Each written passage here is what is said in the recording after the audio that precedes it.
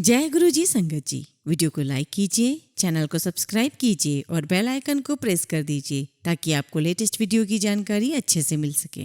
जय गुरु जी संगत जी। गुरु जी का अनंतम अनंतम शुक्राना। गुरु जी के श्री चरणों में कोटि कोटि प्रणाम और गुरु जी की प्यारी प्यारी संगत को जय गुरु जी। गुरु एक तेज है जिनके आते ही सारे संशय के अंधकार खत्म हो जाते हैं। गुरु वो मृदंग है जिसके बजते ही अनहद नाद सुनने शुरू हो जाते हैं। गुरु वो ज्ञान है जिसके मिलते ही पांचों तत्व एक हो जाते हैं। गुरु वो दीक्षा है जो सही मायने में मिलती है तो पार हो जाते हैं। गुरु वो नदी है जो निरंतर हमारे प्राण से बहती है। गुरु वो सच्चित आनंद है जो हमें हमारी पहचान देता है। मैं अपने इन शब्दों के साथ पूरे संगत परिवार को गुरु पूर्णिमा की बहुत बहुत बधाइयाँ देती हूँ। हार्दिक हार्दिक शुभकामना और गुरु जी के श्री चरणों में कोटि कोटि प्रणाम करती हूँ कि गुरु जी आपने हमें अपनी चरण शरण में लिया हुआ है। हम बड़े भागों वाले हैं। गुरु जी हम में इतना सामर्थ्य ही नहीं है कि हम आपकी महिमा का गुणगान कर सकें, लेकिन फिर भी मैं सभी संगत से ये कहना चाहूंगी कि जब गुरु के दर जाना हो तो दिमाग बंद कर लेना। जब गुरु के शब्द सुनने हो तो कान खोल लेना। जब गुरु पे विश्वास करना हो तो आंखें बंद कर लेना। जब गुरु को अर्पण करना हो तो दिल खोल लेना। जब गुरु का प्रवचन सुनना हो तो मुख बंद कर लेना। जब गुरु की सेवा करनी हो तो घड़ी बंद कर लेना और जब गुरु से विनती करनी हो तो झोली खोल लेना। यह गुरु का दर है, यह मनमानी नहीं होती। यह गुरु का दर है, यह मनमानी नहीं होती। यह बात भी पक्की है कि यहाँ कोई परेशानी नहीं होती। जय गुरु जी, शुक्राना गुरु जी। एक बार फिर से सभी संगत परिवार को गुरु पूर्णिमा की बहुत बहुत शुभकामनाएं, हार्दिक हार्दिक शुभेच्छा। आज की गुरु पूर्णिमा के उपलक्ष्य में मैं अपने इन शब्दों को गुरु जी महाराज के श्री चरणों में अर्पण करते हुए आज का सत्संग शुरू करती हूँ। संगत जी, आज का सत्संग बहुत सुंदर है, बहुत खास है।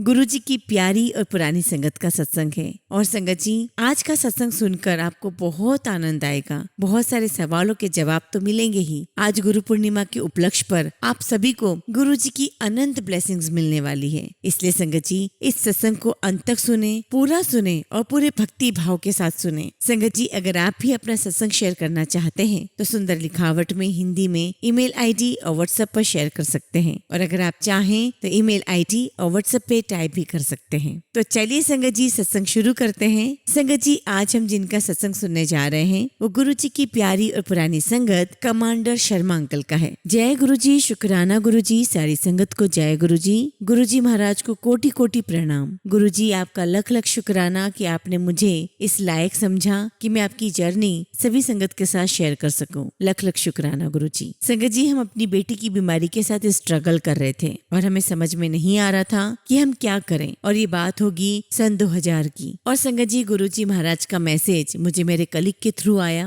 उन्होंने मुझे कहा कि एक गुरु जी हैं और वो बहुत पावरफुल हैं और मुझे पूरा यकीन है कि तेरी बेटी वहाँ ठीक हो जाएगी। और संगत जी, एक माता पिता के लिए इससे बड़ी बात क्या हो सकती है कि ऐसा कोई स्थान है जहाँ पर उसके बच्चे की तकलीफ दूर हो जाए। मैंने मेरे कलीग से कहा कि अगर ऐसा कोई स्थान है, ऐसी कोई जगह है, ऐसे कोई गुरु है तो मुझे तुरंत ले जाओ, मैं वहाँ जाना चाहूंगा। और संगत जी, उसी रात मुझे एक ड्रीम आता है। मैं देखता हूँ कि मेरे साथ वही कलीग है जिन्होंने मुझे गुरु जी के बारे में बताया। हम दोनों कहीं जाते हैं, एक दरवाजा खुलता है और जो मेरे साथ मेरे कलीग आए हैं वो तो उस दरवाजे में एंटर हो जाते हैं, लेकिन मुझे नहीं होने देते। और मुझे कहा जाता है कि जिस दिन आप अकेले आओगे उस दिन ये दरवाजा आपके लिए खुल जाएगा। अब संगत जी, अगले दिन मैंने मेरे कलीग को फोन किया और मैंने उनसे कहा कि आप मुझे जहाँ भी ले जाना चाहते हो वहाँ मुझे स्वयं जाना होगा, मैं आपको अपने साथ नहीं ले जा सकता। और संगत जी, इस बारे में हमें बहुत बाद में समझ में आया कि गुरुजी महाराज हमें क्या बताना चाह रहे थे, क्या इंडिकेशन देना चाह रहे थे। और फिर संगत जी, हमने एड्रेस पता किया और मैं अपनी आंटी को लेकर एम्पायर स्टेट के सामने से निकला और मैंने अपनी आंटी से कहा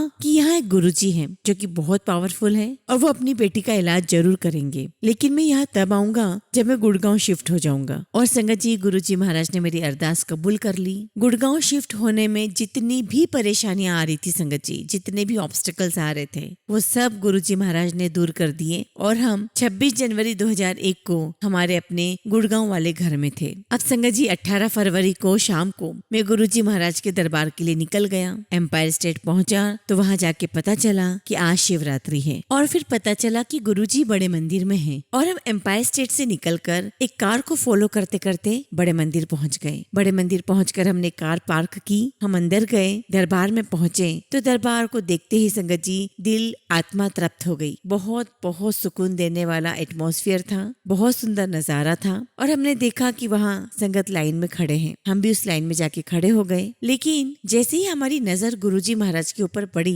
हमें लगा कि हम गलत जगह आ गए हैं, क्योंकि वो किसी भी एंगल से गुरु लग ही नहीं रहे थे। हम जिस लाइन में खड़े थे उस लाइन में आगे हमारे एक अंकल खड़े थे। मैंने उनके शोल्डर पे टैप किया और उनसे पूछा कि क्या ये एम्पायर स्टेट वाले गुरुजी हैं? तो वो अंकल मुड़े, मुस्कुराए और मुझे उन्होंने 2 बातें कही और वो 2 बातें मेरी लाइफ के लिए माइलस्टोन साबित हुई है, मील का पत्थर साबित हुई है। जो पहली बात उन्होंने मुझे बोली कि आप सही जगह आ गए हो, सही स्थान पर आ गए हो, और जो दूसरी बात बोली कि आप यहाँ से कहीं मत जाना। और संगत जी अंकल और आंटी का कॉन्सेप्ट भी हमें तभी समझ में आया कि संगत को गुरुजी अंकल और आंटी बुलाते थे। मैं कहीं भी जाता हूँ संगत जी, मैं ये 2 बातें जरूर जरूर बोलता हूँ, क्योंकि इन 2 बातों ने मेरी पूरी लाइफ चेंज कर दी है। संगत जी आप सभी लोग सही जगह जुड़े हुए हैं, सही जगह कनेक्ट हुए हैं और आप सभी को इस जगह से कहीं भी जाने की इच्छा नहीं होनी चाहिए और ना ही इसकी जरूरत है, क्योंकि संगत जी गुरुजी महाराज के पास आने के बाद कहीं और जाने की इच्छा नहीं होती। और साथ में मैंने एक बात और बोल दी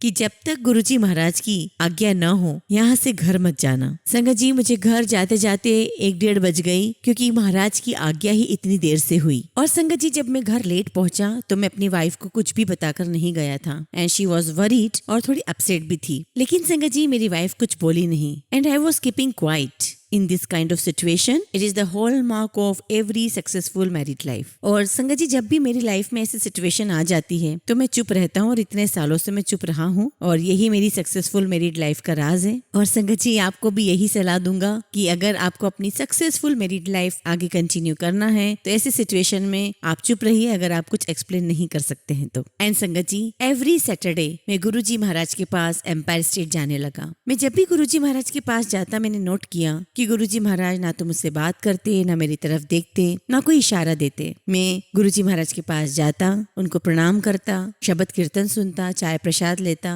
लंगर प्रसाद चखता, कड़ा प्रसाद खाता और घर आ जाता। और ये रूटीन संगत जी मेरा कई महीनों तक चलता रहा। अब संगत जी मुझे लगने लगा कि शायद मैं महाराज जी के स्थान पर इस दर पर आने के लायक ही नहीं हूँ और हो सकता है कि थोड़े दिनों में गुरुजी मुझे बोल दे कि तुम यहाँ मत आना। और इस डर के कारण संगत जी मैं बहुत पीछे बैठा करता था छुप करके, ताकि गुरुजी मुझे देखे ही ना और मुझे बोले ही ना। तो मेरी बेटी की बीमारी की बात करना तो बहुत दूर की बात हो गई थी। लेकिन संगत जी एक बात बहुत अच्छी होने लगी, मेरी बेटी अपने आप ठीक होने लगी और मुझे लगा कि इस बारे में गुरुजी महाराज से बात करने की आवश्यकता नहीं है, क्योंकि वो ठीक हो रही थी। और संगत जी इस बात का हमें बहुत बाद में पता चला कि हमें इस बारे में गुरुजी महाराज से वैसे भी कुछ नहीं कहना था, क्योंकि गुरुजी के स्थान पर मांगा नहीं जाता है और अगर कह भी देते तो कुछ खास फर्क नहीं पड़ता, क्योंकि गुरुजी महाराज की जो कृपा है वो तो उन्हें जो देनी है वो तो देते ही थे। अब संगत जी 6-7 महीने बीत गए और एक बार मैं कड़ा प्रसाद लेने के लिए लाइन में लगा हुआ था और जब मेरी बारी आई मैं गुरुजी महाराज के पास पहुंचा। मैंने अपना सर झुकाया और मेरी नजरें गुरुजी महाराज के चरणों पर थी और मेरा हाथ फैला हुआ था। संगत जी मैं तब भी गुरुजी महाराज को नहीं देख सकता था, उनका ऑरा इतना स्ट्रॉन्ग था और आज भी मैं गुरुजी महाराज को फेस नहीं कर सकता हूँ। मुझे उस समय उन सभी संगत से बड़ी ईर्ष्या हुआ करती थी जो बहुत ही कैजुअली गुरुजी महाराज से फ्रेंडली वे में गुरुजी महाराज से बात कर लिया करते थे। अब संगत जी मैं उसी तरह बैठा रहा, हलवा प्रसाद मुझे लगा कि अब गुरुजी महाराज मेरे हाथ में रखेंगे, लेकिन संगत जी गुरुजी महाराज ने मेरे हाथ में हलवा प्रसाद नहीं रखा। 1-2 सेकंड मुझे लगा कि शायद आज मुझे हलवा प्रसाद नहीं मिलेगा और अब गुरुजी महाराज मुझे बोल देंगे कि अब मत आना। और कुछ सेकंड्स के बाद संगत जी मैंने अपना सर ऊपर किया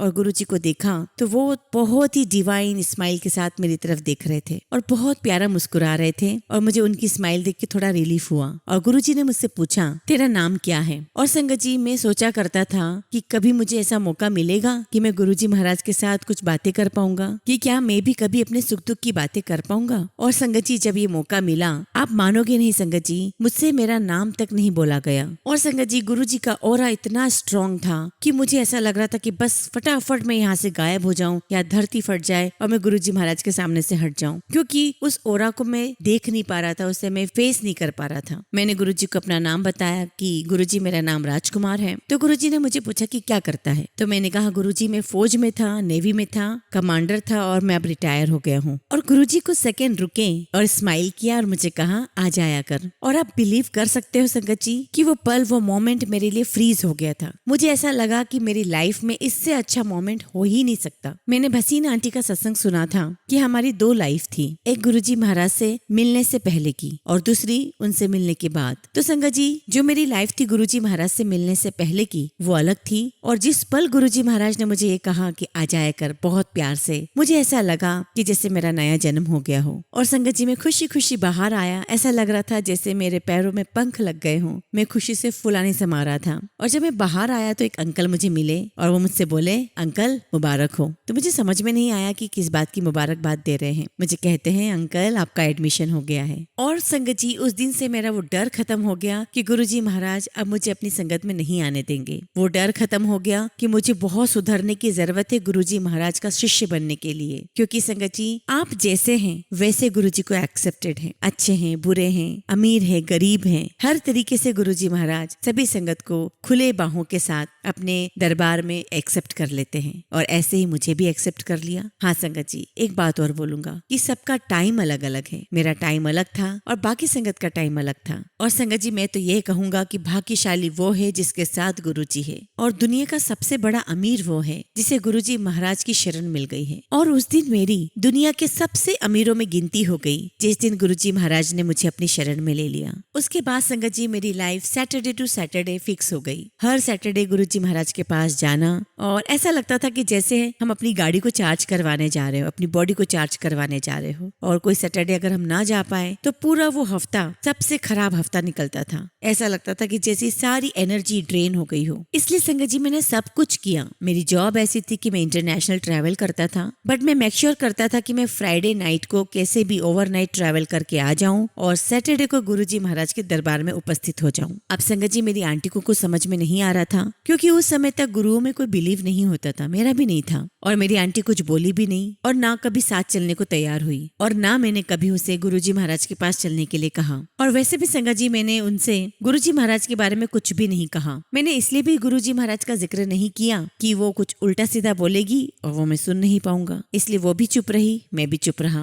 और मेरा काम चलता रहा। और मेरी आंटी के मन में ये चल रहा था कि न जाने किस गुरु के चक्कर में पड़ गया है। फौज छोड़ दी थी और इसकी 3 बेटियां हैं और बहुत सारे एक्सपेंसेस हैं, बच्चों की पढ़ाई है, और ये न जाने किन गुरु के चक्कर में पड़ गया है। ऐसा न हो कि किसी एक दिन घर आए, अपना सामान उठाए और कहे कि मैं तो चला मेरे गुरु के पास, तुम संभालो। और संगत जी वो मनी मन बहुत डरी हुई थी, लेकिन हम दोनों एक दूसरे को कुछ भी नहीं कहते थे। मैंने कई बार संगत में सुना गुरुजी को कि आंटियों को कहते थे कि अंकल को साथ लाना, अंकल को कहा करते थे कि आंटियों को साथ लाना। और मैं सोचता था कि मैं अपनी आंटी को कैसे लाऊं साथ में। मैंने गुरुजी से अरदास की, गुरुजी महाराज आप ही को इसका तरीका निकालना है, रास्ता निकालना है। मैं कुछ भी नहीं जानता और ना मेरे हाथ में कुछ है। अब संगत जी 1 साल गुजर गया और एक दिन क्या होता है, मैं सुबह 6 बजे के करीब उठा, 5 या 6 बज रहे होंगे। मैंने देखा कि आंटी बेड के कोने पर बहुत डरी हुई बैठी हुई है। तो मैंने उससे पूछा कि हुआ क्या। तो कहने लगी कि घर में कोई चोर है लेकिन दिख नहीं रहा है। मैंने सारा घर ढूंढ लिया है, दरवाजे सारे बंद हैं, वो गया कहाँ मुझे समझ नहीं आ रहा। तो मैंने कहा कि चलो एक बार फिर से घर में ढूंढते हैं। मैं पूरे घर में ढूंढा,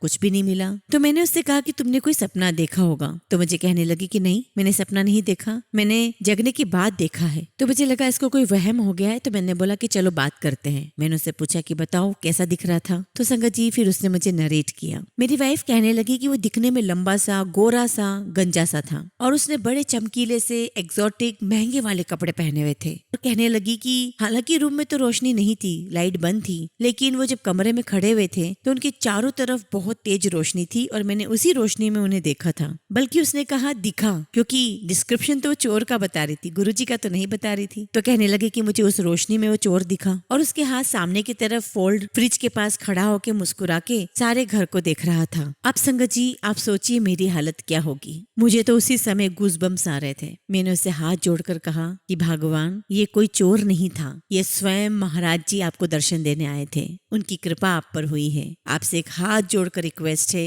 कि एक बार महाराज जी के स्थान पर चलो, गुरु जी के दरबार में चलो, एक बार देख लो। अगर तुम्हें अच्छा लगे तो जाना, नहीं अच्छा लगे तो फिर कभी मत जाना। और तुम ये भी देख लो कि मैं कहाँ जाता हूँ, तुम्हारे मन के संशय भी दूर हो जाएंगे। और आंटी ने ना तो मुझे कुछ बोला और मुझे इग्नोर कर दिया और चुपचाप चली गई। फिर संगत जी गुरुजी 2002 में पंजाब चले गए और संगत जी मैं फिर भी गुरुजी महाराज के स्थान पर जाता, मत्था टेकता और वापस आ जाता। हर सैटरडे की जो मेरी रूटीन थी वही करता। एक रात मुझे सपना आया और गुरुजी महाराज मुझे कहते हैं कि तू हर हफ्ते मेरे पास आता है, अब मत आना और तू सीधे 14 अप्रैल को मेरे पास आना, मैं वही मिलूंगा। और संगत जी जब मैं सुबह उठा तो बहुत खुश था। और वैसे भी संगत जी पहली बार मुझे गुरुजी महाराज का सपना आया था तो उनका एक नशा सा था। और संगत जी मैं बहुत खुश था तो मैं खुशी खुशी अपनी वाइफ के पास गया, आंटी के पास गया और बताया कि आज तो मुझे गुरुजी का सपना आया है और गुरुजी ने कहा है कि तू रोज आता है, अभी मत आना, तू 14 अप्रैल को आना, मैं वही मिलूंगा। मुझे लगा सुनकर बहुत खुश होगी वो, लेकिन उसका तो माथा ठनक गया सुन के। उसे लगा कि लो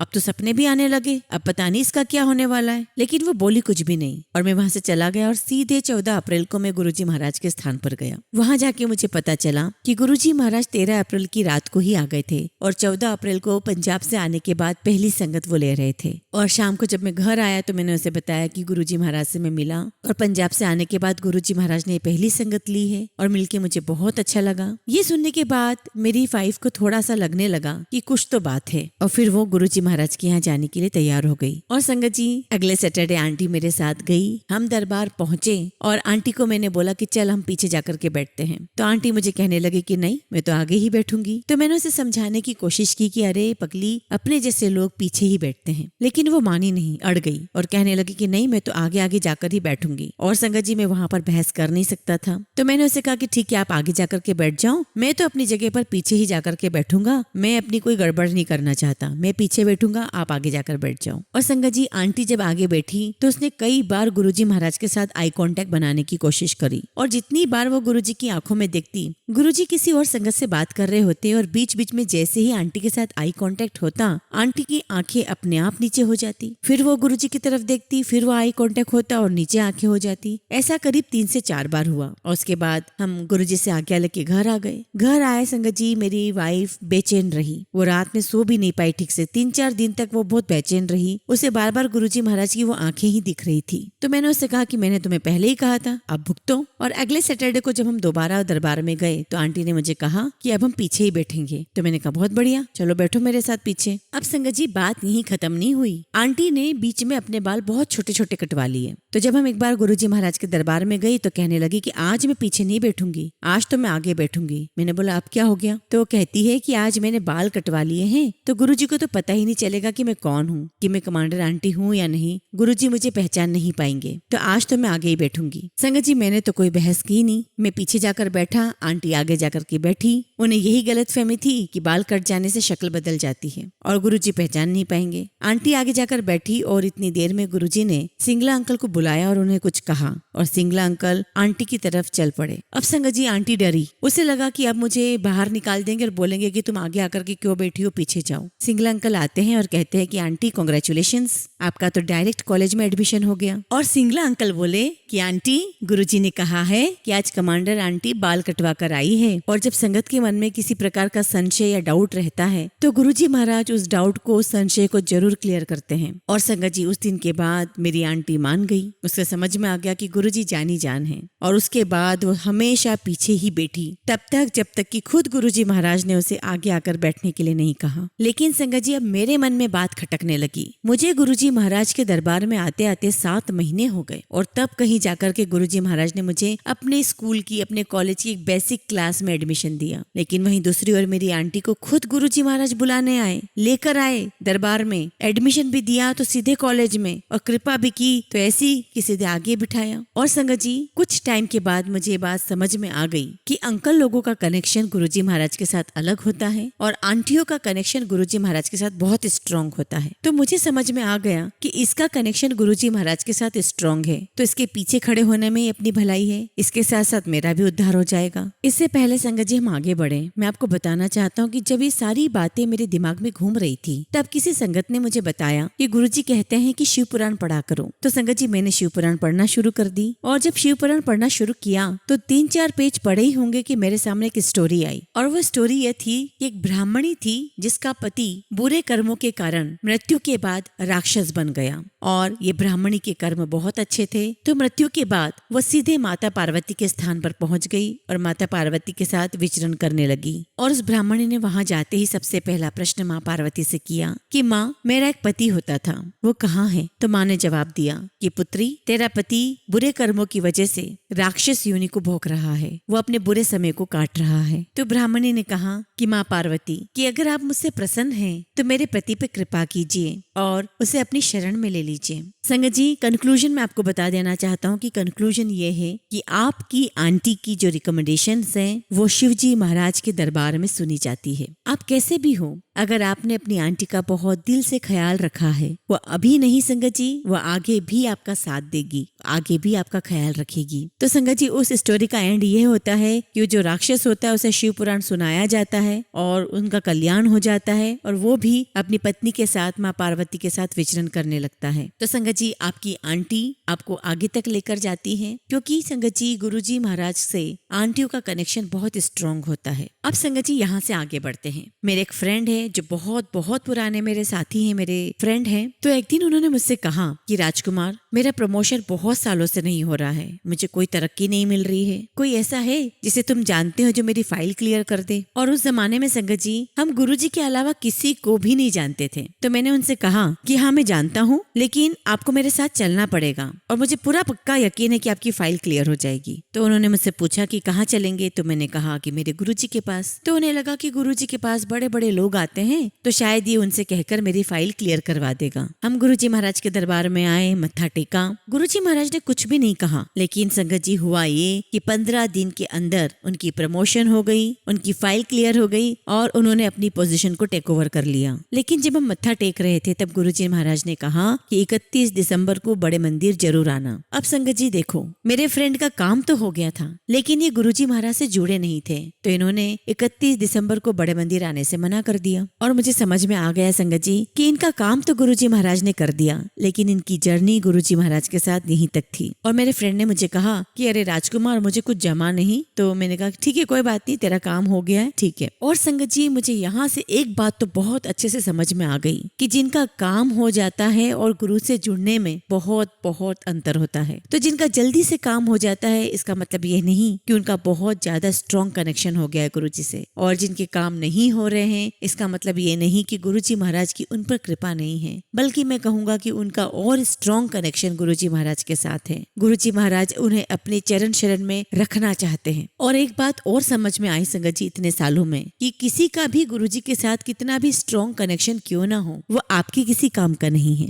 आपकी जर्नी अलग है, उनकी जर्नी अलग है। गुरुजी महाराज के दरबार में बड़े बड़े ministers, bureaucrats, IAS IPS officers आया करते थे, लेकिन वो किसी और संगत के क्या काम के, क्योंकि उसमें आप कहीं लाई नहीं करते। मुझे गुरुजी का एक बहुत ही फेमस डायलॉग याद आ रहा है कि असी की लेना, यानी कि संगत जी किसी के कनेक्शन से हमें क्या लेना है, उसमें हम कहाँ लाई करते हैं। सबकी अपनी जर्नी है, सबके अपने भाग्य है, सबके अपने कर्म है। तो संगत जी जब भी इस प्रकार की किसी सिचुएशन में आप हो तो यही बोला करें, असी की लेना, सानू की। संगत जी कोई कितना भी बड़ा क्यों ना हो, कोई कितना भी पैसे वाला क्यों ना हो, और उसका गुरुजी महाराज के साथ कितना भी स्ट्रॉन्ग कनेक्शन क्यों ना हो, फर्क इस बात से नहीं पड़ता। फर्क इस बात से पड़ता है कि आपकी थाली में क्या आएगा। मैंने कई बार सुना है कि कमांडर अंकल सत्संग बहुत अच्छा करते हैं, तो इस बात से बाकी संगत को क्या फायदा। आपको तो ये देखना है कि आपकी थाली में गुरुजी महाराज ने क्या दिया है। मैं भी सत्संग आपका सुनूंगा तो मुझे मेरी किस्मत में, मेरी थाली में जो मिलेगा वो मेरा। इसलिए संगत जी अपना कनेक्शन गुरुजी महाराज के साथ स्ट्रॉन्ग बनाइए, उनके साथ अपनी कनेक्टिविटी बनाइए। आपको आजू बाजू दाएं बाएं कहीं नहीं देखना है। ये देखना ही नहीं है कि कौन पैसे वाला है, कौन गरीब है, कौन मिनिस्टर है, किसका स्ट्रॉन्ग कनेक्शन है, कितने लंबे समय से आ रहा है, कौन आज आया है, कौन बरसों से आया है। आपको सिर्फ अपनी जर्नी देखनी है,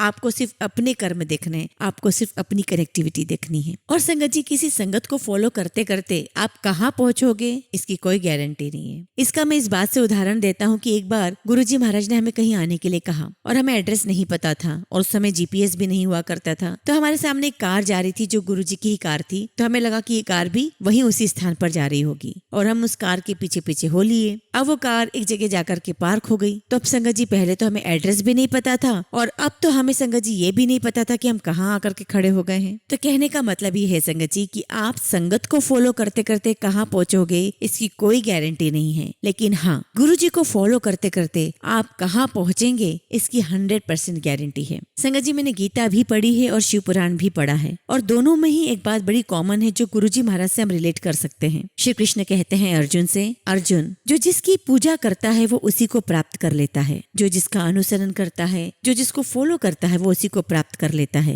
लेकिन जो मेरा अनुसरण करता है वो सिर्फ मुझे प्राप्त करता है। इसलिए संगत जी, कभी भी किसी को फॉलो करें तो ये समझ के करिएगा कि वो जहाँ पहुँचेगा आप भी वहीं पहुँचेंगे, वो गड्ढे में गिरेगा तो आप भी उसी गड्ढे में ही मिलेंगे। तो संगत जी, बहुत वाइसली, बहुत दिमाग से आपको चूज करना है कि आपको किसको फॉलो करना है। संगत जी, मिलो सबसे, प्यार सबसे करो, दोस्ती सबसे रखो, क्योंकि गुरुजी महाराज ने इतना प्यारा संगत परिवार बनाया है तो हमें मित्रता तो रखनी चाहिए, वो परिवार वाली फीलिंग हमारे अंदर होनी चाहिए, और जो परिवार के सदस्यों में प्यार होता है वो प्यार हमें सबसे करना चाहिए, लेकिन जुड़ो और जुड़ाव दोनों सिर्फ गुरुजी से करना है। क्योंकि संगत जी, सिर्फ इस जीवन में ही नहीं, इस जीवन के बाद भी हमें गुरुजी महाराज की शरण चाहिए, हमें गुरुजी महाराज के चरण चाहिए। संगत जी, मेरा मतलब ये बिल्कुल भी नहीं है कि जो पुरानी संगत है, जिनके बड़े एक्सपीरियंस है, जो बहुत समय से गुरुजी महाराज के साथ जुड़े हुए हैं, आप उन्हें इग्नोर कर दे। नहीं, आज भी ऐसी कई संगत है जिनके साथ मैं बैठ नहीं सकता, क्योंकि संगत जी, मैं उन्हें बहुत रिस्पेक्ट करता हूँ, बहुत रिस्पेक्ट करता हूँ। मैं उनके सामने खड़ा ही रहता हूँ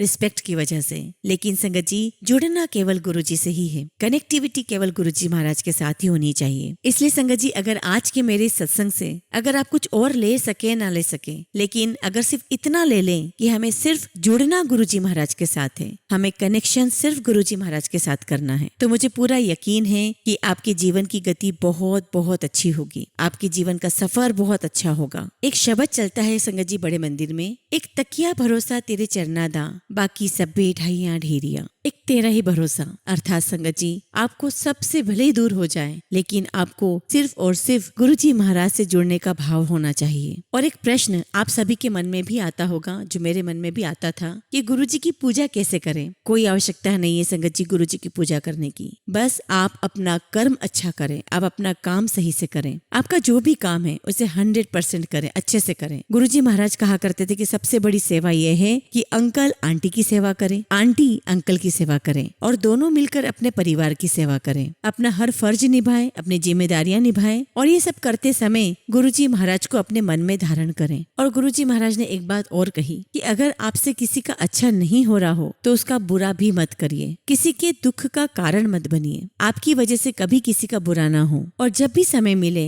उस ऊपर वाले का जिसने आपको बनाया है उसे याद करें, अपना ग्रेटिट्यूड शो करें। और संगत जी, जहाँ सेवा की बात आ रही है तो मैं आपको बताना चाहूंगा कि आप गुरुजी महाराज से कितना भी प्यार करें, कितना भी जुड़े हुए हों, अगर आपकी वजह से आपकी पत्नी दुखी है या आपका पति दुखी है, आपके परिवार वाले दुखी हैं, तो आपकी जो श्रद्धा भक्ति गुरुजी महाराज के प्रति है उसका कोई फायदा नहीं है, उसका कोई अर्थ नहीं निकलता। गृहस्थ जीवन आप सभी का सुखी होना चाहिए, और उसके लिए एक दूसरे को मान सम्मान देना है, एक दूसरे से बहुत प्यार करना है, और फिर साथ में मिलकर गुरुजी महाराज की भक्ति करना है, उनके श्री चरण में रहना है। और हमारे धर्म में एक श्लोक भी कहा गया है, यत्र नार्यस्ते पूज्यन्ते रमन्ते तत्र देवताः, अर्थात जहाँ स्त्रियों की पूजा होती है वहाँ देवता निवास करते हैं। और हमारे गुरुजी महाराज तो उसी घर में आएंगे जहाँ नारियों की इज्जत होती है, जहाँ अपनी आंटियों की रिस्पेक्ट होती है, प्यार होता है, रखरखाव अच्छा होता है। और अगर ये नहीं है तो गुरुजी खुश नहीं होने वाले। और इसका मतलब बिल्कुल भी नहीं है कि जो आंटियां हैं वो अपने अंकल की रिस्पेक्ट ना करें, दोनों को एक दूसरे की उतनी रिस्पेक्ट करनी है, दोनों को एक दूसरे को बहुत प्यार देना है, सम्मान देना है, और बहुत अच्छे से अपनी गृहस्थी निभानी है। गुरुजी महाराज की उन पर 100% कृपा बरसेगी। एक बार की बात है संगत जी, मैं गुरुजी महाराज से आज्ञा लेकर एम्पायर स्टेट के बाहर खड़ा था, और गुरुजी महाराज के क्लास फेलो या उनके सीनियर, उनके मास्टर जी, वो भी बाहर खड़े थे, और उन्हें भी हमारी सोसाइटी की बिल्डिंग में ही आना था। और उन्होंने मुझसे पूछा कि आप उस तरफ जा रहे हैं? मैंने कहा हाँ जी, और मैं उन्हें अपने साथ ले आया। उन्हें जिनके घर जाना था वो अपने घर पर थे नहीं, तो मैंने उनसे अपने घर पे रुकने के लिए रिक्वेस्ट कर ली।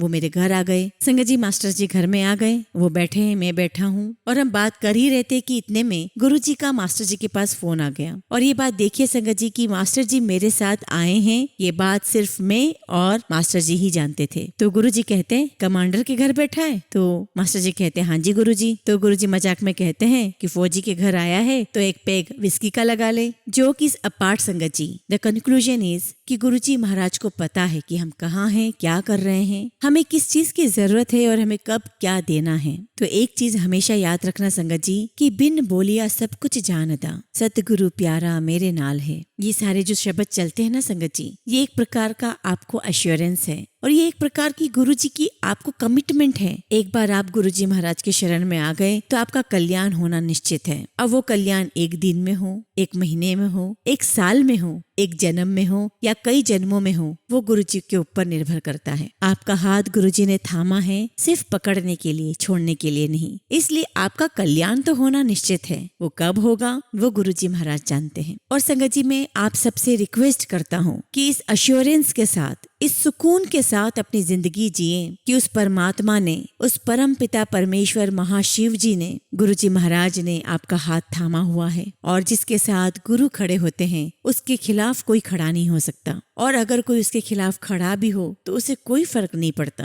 क्योंकि उसके साथ सृष्टि के रचयिता परम पिता परमेश्वर गुरुजी महाराज स्वयं खड़े हैं। और इसी के साथ संगत जी मैं आज के सत्संग को यहीं विराम देता हूँ। जय गुरुजी, शुक्राना गुरुजी।